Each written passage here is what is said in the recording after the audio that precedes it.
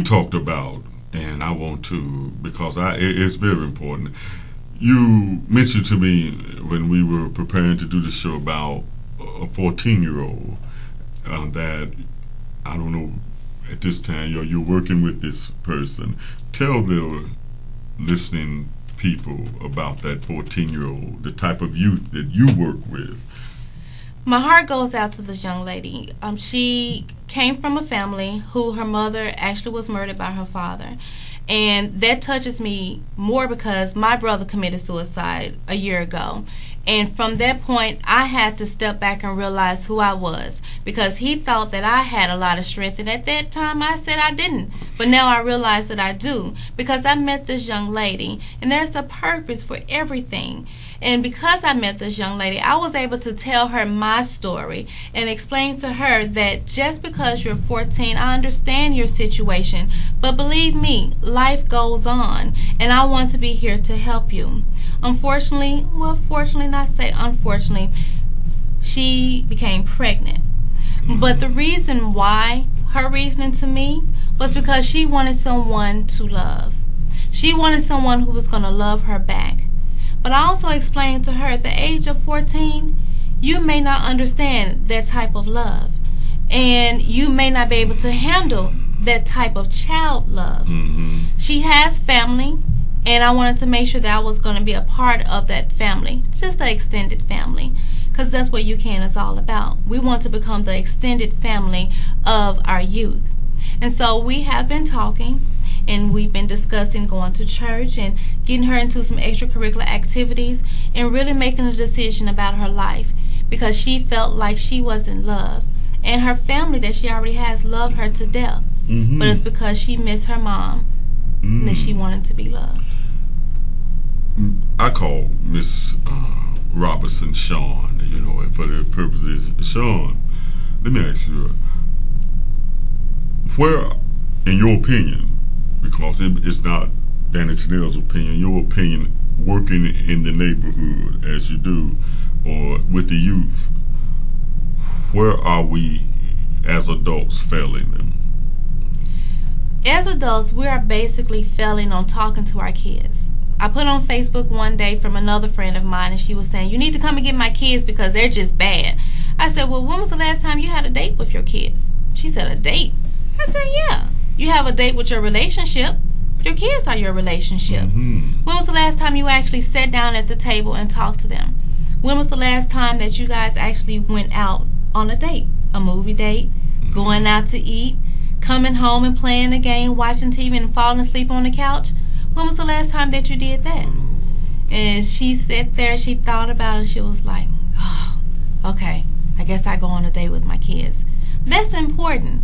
Even with my 19-year-old, I tell people I'm going out on a date. They was like, with who? My son, my kids. We go to the movies, we go out to eat, bowling, skating, whatever it takes to make them happy and to let them know that I'm here for you, that you don't have to go outside, because I want you to be able to trust me and understand where I'm coming from. So when you have to talk to me, you're able to do so and not feel afraid. Great. Let me ask you, how long have you been doing the UCAN organization? How long? We've been in existence for 6 years, but we've been held back a year and a half only due to personal issues. So now this is our year that we're actually kind of starting back over, revamping our board, making sure everything is in the right path. Because one thing I don't want to do is go outside of God's path, because God is the one that's really making all this happen for us. You know, I'm glad you don't hide your spiritual commitment to what you're doing. A lot of times when I'm in a heated debate, and I'm always in a heated debate somewhere, and those who debate with me know I'm going to burn. I won't let it go like a pit bull until I'm gone. But the criticism leveled against people of faith is that we're not doing anything. But usually that criticism comes from people who themselves are not doing anything. I tell them I'm still in the hood, you know. And you mentioned people that are sagging and the youth that we turn away from. That's another problem that I think that is, being missed. We have a disdain for our youth now, a critical eye or judgmental eye as saying, well, they're gone, there's nothing you can do for them. And so the older generation, those that, like me in the late 40s or 50s and 60s on up, have decided, I just give up, it doesn't matter. But yet, that is a mistake. That is a mistake. It's not easy, isn't it? No, it's not easy. It's not easy to try to work with, I'm going to say it the way I see it, people who have lost their way. It's not, when I taught in the Memphis City Public Schools, and I hired as a substitute teacher for 11 years, what I saw, not only were the children a generation lost, but their parents who had them at a young age, like this young lady here. You have a child having a child at 14 under social damning circumstances. It's going to be a problem. And how do you deal with that? What mentality you have to deal with that? What keeps you going where you don't just throw up your hands under arrest and say, I give up, I'll just take care of my kids and mine, and that's all that matters? See, that's a lot of attitude a lot of adults have. And I will say, I'll be truthful. It has been times and times again, I say I have to throw up my hands and say I can't do this anymore. It's too much for me. But I have support of family and friends that pushes me, and they say, think about everything that you've been through. There's a purpose. There's a reason. It's not for you. It's for someone else. And then as soon as they say that, someone called me and say, hey, I got an issue. I need your advice. And I'd be like, I just went through that. Thank you, God, for letting me be able to go through that. Right. Because what I have is just more of a testimony for someone else. So that keeps me going. Better Dream is an outreach for those kids who are daring to dream.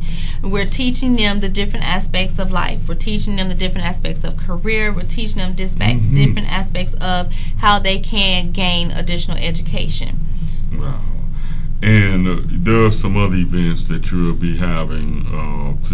These events are to support the organization and what they're doing in the community, correct? That's correct. The latter part of the year is always our community events. In October, we have our Fall Festival, which this year we're holding at Hunter Avenue. In November, we always do Thanksgiving with the House of Matenzi. All right. As well as this year, we're actually doing a movie night at Memphis Family Shelter. This is our first year doing that, so we're kind of excited about that. And then in December, we always adopt a family. And with the adopt a family, we give them toys, books, clothes, whatever that they need. Is basically we're being Santa Claus. Last year, we really enjoyed it. We had so many items for the kids, and it was a single father. Oh, let me tell you this story. This story was the guy, his brother had actually went into jail and had been incarcerated, and he ended up getting his kids, and he adopted his kids as his own. He's just one man, no wife, no girlfriend, nothing. He was going to school, going to work, and he had 3 kids that he had adopted. Just for my personal information, which won't be personal after you tell me, how old was this gentleman? He was only 29. 29 years old. 29 years old, had 3 kids. I think it was 1 girl and 2 boys. And we filled their hearts and all the toys. And he was like, you know what, don't give us a lot of toys, because I want them to understand it's not about the toys that you have. I want them to get their education. Give us some books, give them some clothes, give them what they really need. There you go. Also, if people want to know more about your organization, how I get in touch with Miss Robertson or Sean is, of course, she has a Facebook page, and that way sometimes you don't always catch. I could just leave a message, on Facebook. What are some ways they can get in touch with you to know more about your organization? You can definitely go to Facebook, UCAN group. Also, you can go to our website, which is the letter U, CAN of Memphis, so it's UCAN of Memphis.org. And then you can contact us at 901-262-8642. Okay, all right. There's not much that, it's so much. I don't try to be Superman in the neighborhood. I'm always glad to find, she mentioned the house of Mackenzie, that's with Stanley Campbell. Yes.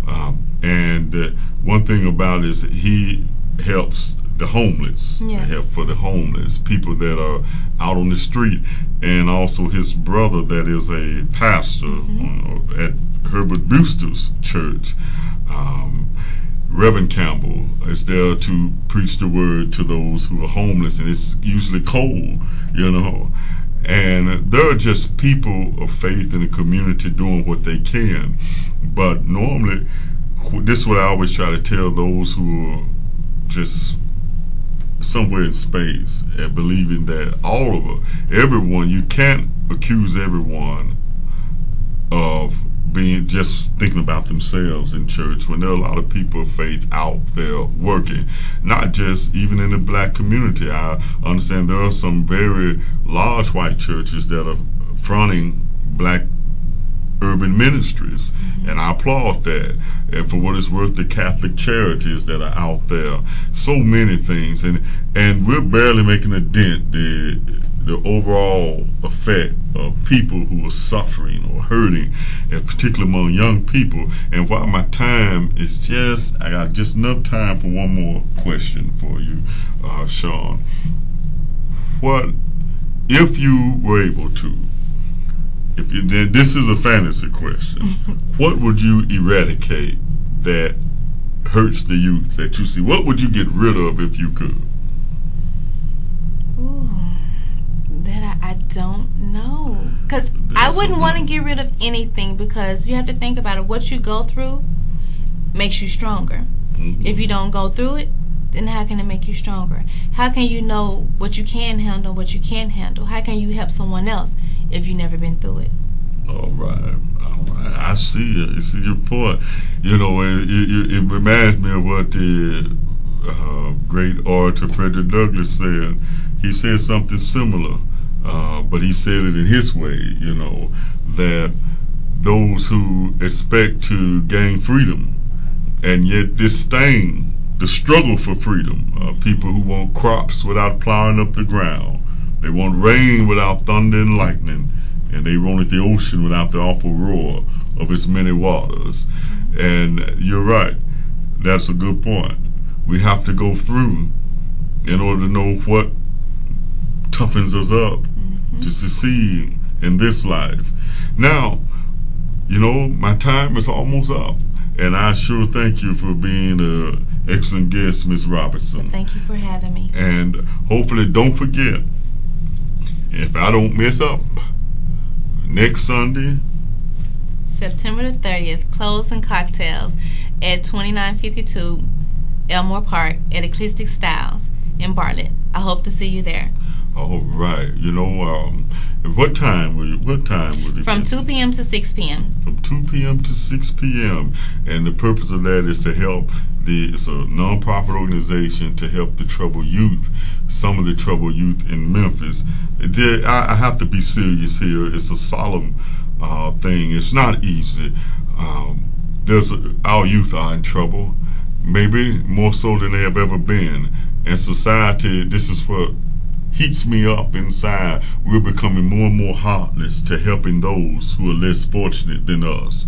I got to leave with the saying of Dr. King. He said, I'm never all I ought to be unless you are all you ought to be. And you are never all you ought to be unless I'm all I ought to be. And we're never all in all unless God is all.